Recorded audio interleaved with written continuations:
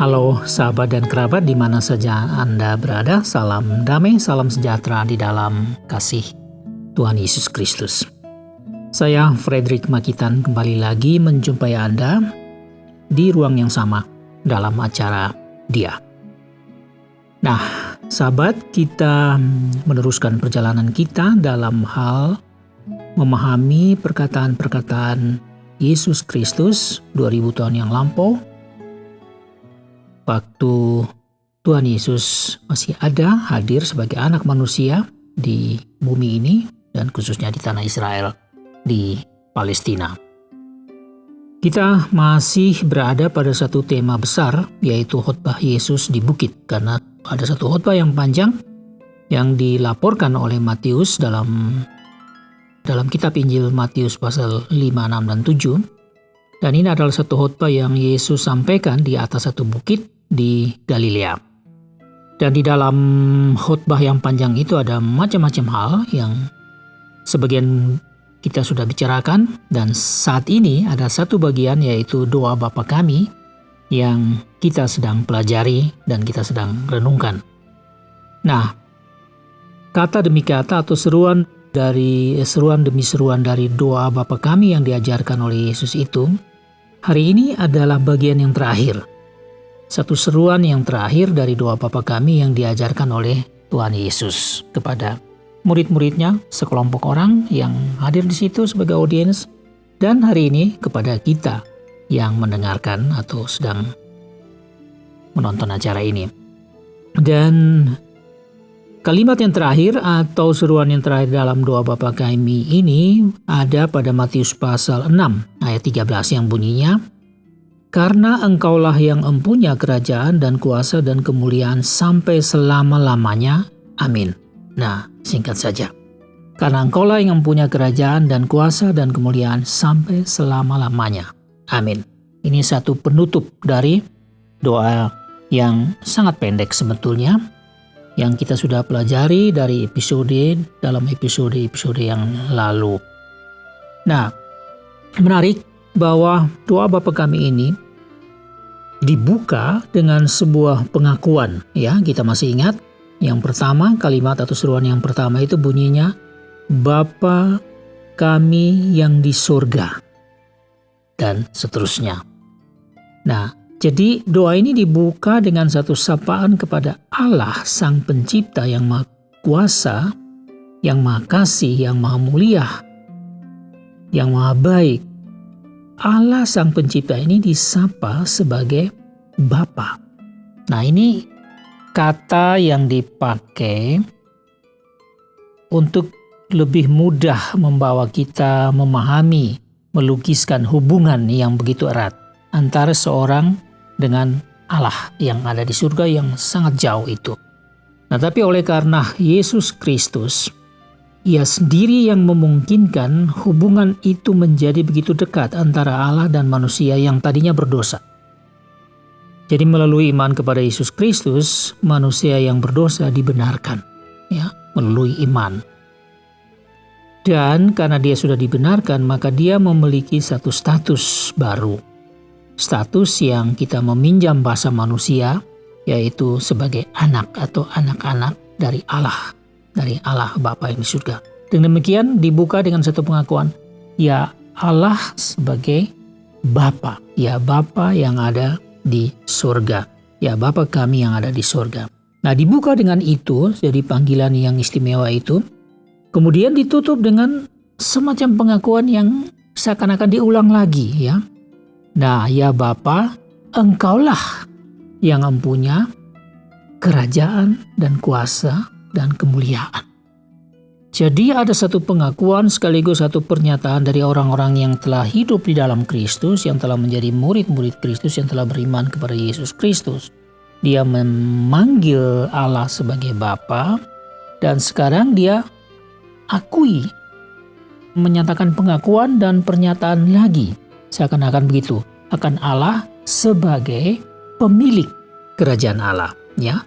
Jadi Allah sekarang diakui dan dinyatakan keluar dari mulut pendoa sebagai orang-orang beriman bahwa Allah itu adalah pemilik kerajaan surga. Jadi dia memiliki kemuliaan, dia memiliki kerajaan yang ada di surga dan di bumi ini. Nah, jadi dua keistimewaan itu ada pada orang-orang percaya ya di sepanjang zaman yang percaya kepada Yesus Kristus. Yang pertama sebagai anak-anak Allah atau anak-anak Bapa di surga, dan juga sebagai warga kerajaan Allah. Ini dua hal yang luar biasa. Hanya kita miliki di dalam Yesus Kristus yang kita percayai sebagai anak tunggal Allah.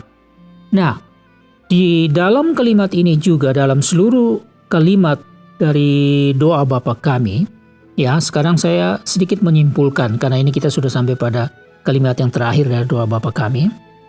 Jadi saya sedikit menyimpulkan bahwa di dalam seluruh kalimat doa Bapa kami, mulai dari seruan Bapa kami di surga sampai kepada seruan yang terakhir, karena Engkaulah yang punya kerajaan dan kuasa dan kemuliaan sampai selama-lamanya. Amin. Di dalam keseluruhan ini yang kita sudah pelajari dalam sejumlah episode yang lalu itu, saya mencatat ada 5 hal atau 5 aspek di mana doa Bapa kami ini menyentuh.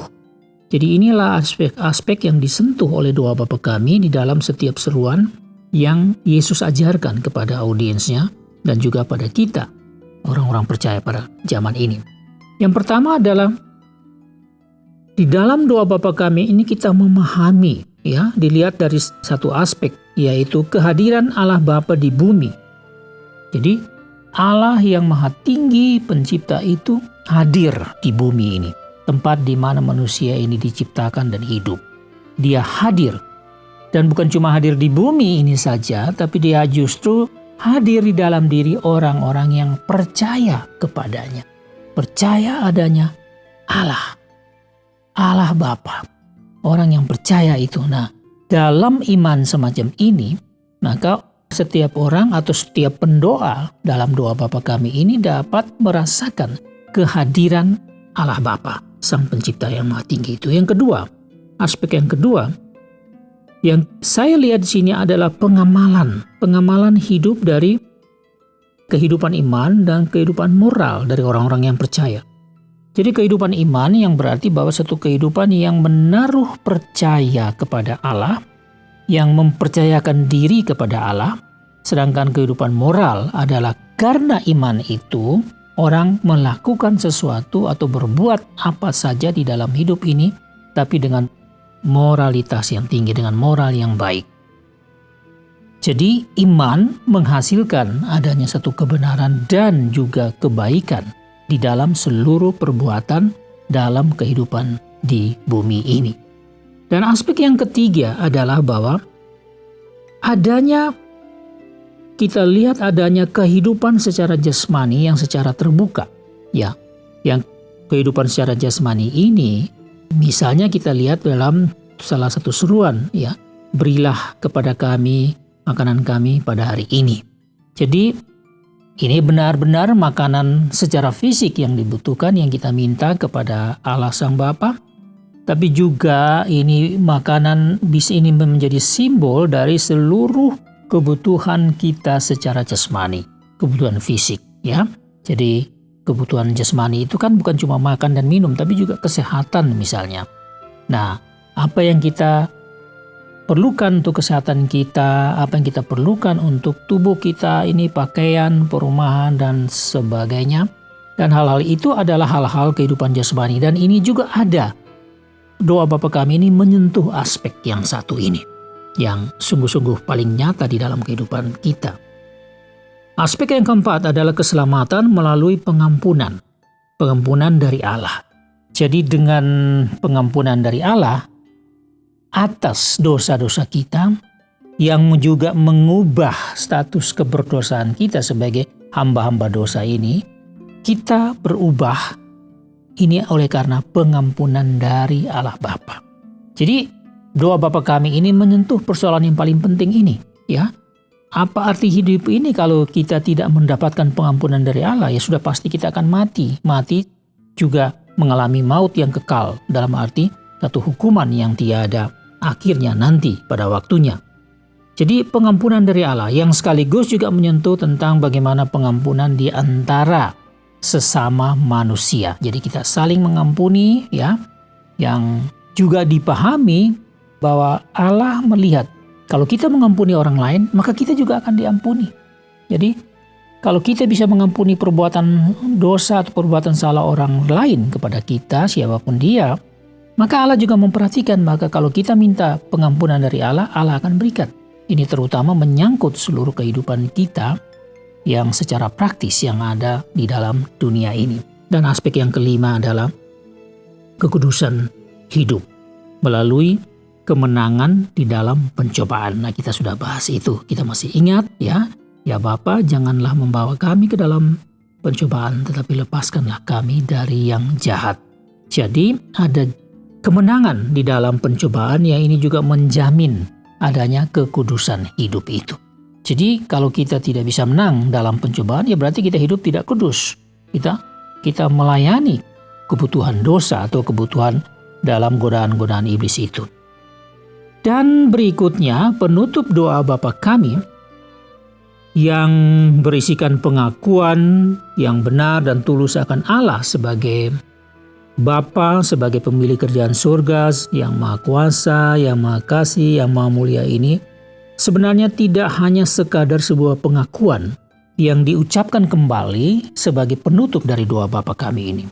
Tapi pengakuan dan pernyataan sebagai penutup dalam doa Bapa kami ini juga menunjukkan ada beberapa hal yang perlu kita catat, yang saya temukan di dalam perenungan ini, yaitu yang pertama, bahwa hidup kita ini, keseluruhan hidup kita ini terjamin di dalam pemeliharaan kasih Allah. Entah kita sadar atau tidak sadar. Kadang-kadang kita juga melupakan Tuhan begitu saja.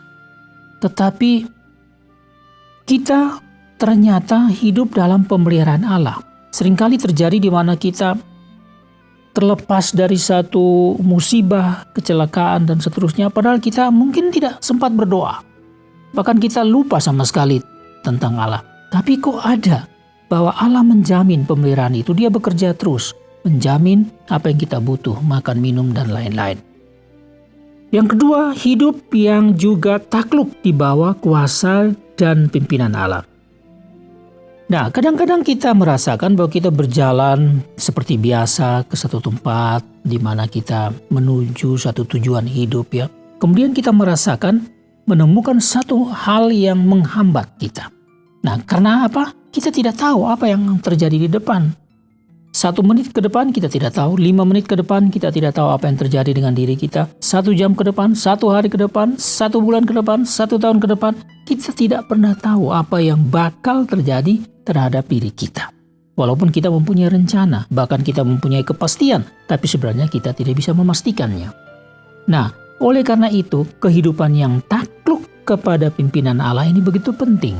Kepekaan kepada Allah yang sedang memimpin kita kemana. Seringkali karena kita tidak peka, maka kita berjalan sendiri sesuai dengan naluri kita, kesenangan kita, kegemaran kita. Ya, kita bisa menemukan hal yang tidak baik oleh karena kita tidak tahu. Tapi kalau kita berada di dalam bawah pimpinan Allah, hidup takluk di bawah pimpinan Allah, maka kita bisa mengalami kelepasan dari banyak hal yang tidak perlu terjadi dalam hidup kita. Berikut, hidup yang juga ditaburi dengan kemuliaan Allah. Jadi, orang yang melakukan yang baik, melakukan yang benar, yang selalu punya pengabdian yang tinggi, punya rasa tanggung jawab yang tinggi, melakukan sesuatu dengan penuh tanggung jawab ya. Hidupnya itu bercahaya. Dan semua itu dia letakkan di atas dasar kasih kepada Allah, iman kepada Allah, mempercayakan diri kepada Allah. Maka hidupnya itu seperti bercahaya. Jadi kita bisa merasakan hadirnya seseorang yang membuat orang lain di sekitarnya merasa senang. Ya, mengapa? Karena sudah ada pengalaman-pengalaman sebelumnya di mana orang melihat dan dapat membuktikan kehadiran orang ini. Jadi, kalau kita menaati dan Tuhan menjawab semua doa dalam doa Bapa kami karena kita doa dengan penghayatan, dengan sungguh-sungguh dengan hati yang rendah, maka ada satu perubahan dalam hidup kita yang membawa kemuliaan. Dan kemuliaan itu diberikan oleh Allah kepada kita. Dan kemuliaan ini kita peroleh juga karena tentu saja status yang saya sebutkan tadi sebagai anak-anak Allah, tapi harus dilengkapi dengan perbuatan yang benar dan kesaksian yang benar. Dan juga bahwa kita ini adalah sahabat Yesus Kristus, karena dialah yang menghubungkan kita dengan Allah Bapa yang Maha Tinggi itu, sehingga memungkinkan kita memanggil Allah sebagai Bapa. Nah, dia adalah mediator, artinya bahwa di dalam dia, melalui dia, yang dia sudah mengangkat kita sebagai sahabatnya. Nah, hal-hal ini membuat kita juga mengalami kemuliaan dari Allah. Dan yang terakhir adalah hidup yang selamanya terpadu dengan Sang Anak, yaitu Yesus Kristus, Anak Tunggal Allah, dan terpadu dengan Allah Bapa sebagai Bapa itu, Bapa yang Maha Kasih. Keterpaduan ini tidak bisa dirampas, dirombak, dibongkar oleh siapapun, selama kita benar-benar dengan pilihan iman kita untuk percaya kepada Yesus Kristus dan memanggil Bapa sebagai Allah, sebagai Bapa. Jadi kita lihat penutupan dari doa Bapa kami ini. Karena Engkaulah yang punya kerajaan dan kuasa dan kemuliaan sampai selama-lamanya. Luar biasa, mengandung segala kesimpulan dari seluruh seruan doa Bapa kami yang tidak terlalu panjang itu, yang cukup pendek itu.